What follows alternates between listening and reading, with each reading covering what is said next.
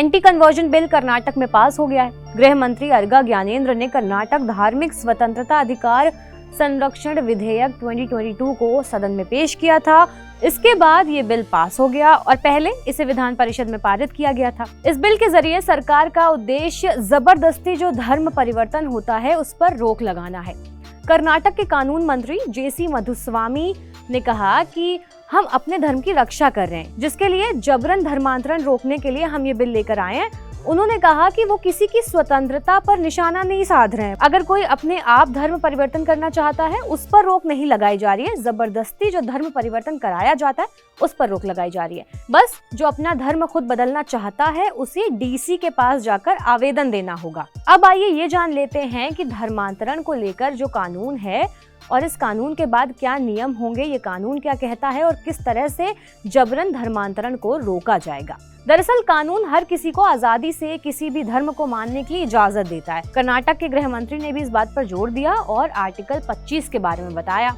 कानून के आर्टिकल 25 के तहत धर्म की स्वतंत्रता के अधिकार की गारंटी दी गई है। मौलिक अधिकारों के आधार पर सभी व्यक्ति अपनी पसंद के किसी भी धर्म को मानने के लिए, उसे प्रैक्टिस करने के लिए और उसका प्रचार प्रसार करने के लिए स्वतंत्र है, ऐसा कानून कहता है। विधानसभा में स्टैनिस्लॉस वर्सेस एमपी और ओडिशा गवर्नमेंट के केस की रूलिंग के आधार पर यह बताया गया कि इस दौरान सुप्रीम कोर्ट ने माना था कि आर्टिकल 25 के तहत प्रचार के अधिकार में किसी अन्य व्यक्ति को परिवर्तित करने का अधिकार शामिल नहीं है।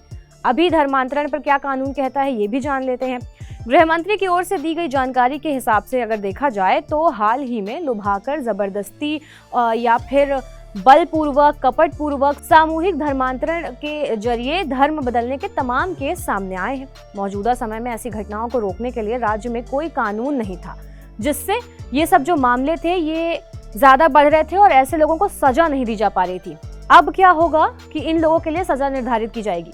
कर्नाटक के विधि आयोग ने इस विषय पर विभिन्न कानूनों का अध्ययन करके और राज्य की स्थिति पर विचार करने के बाद सरकार को सिफारिशें दी हैं। बताया जा रहा है कि ये बिल धर्म विरोधी नहीं है, सिर्फ और सिर्फ धर्म परिवर्तन करने से रोकता है। इस कानून में गलत व्याख्या, किसी के प्रभाव में आकर, जबरदस्ती किसी के दबाव में आकर या किसी लालच के बाद गलत तरीके से गलत बातें बताकर या किसी से इन्फ्लुएंस होकर के या जबरदस्ती किसी के ऊपर प्रेशर बनाकर कोई लालच देकर अगर धर्म परिवर्तन कराया जा रहा है उस पर सजा का प्रावधान है। रिपोर्ट्स की माने तो अगर कोई धर्मांतरण के मामले में दोषी पाया जाता है तो उसे 3 से 5 साल तक की सजा हो सकती है और 25,000 रुपए का जुर्माना लगाया जा सकता है।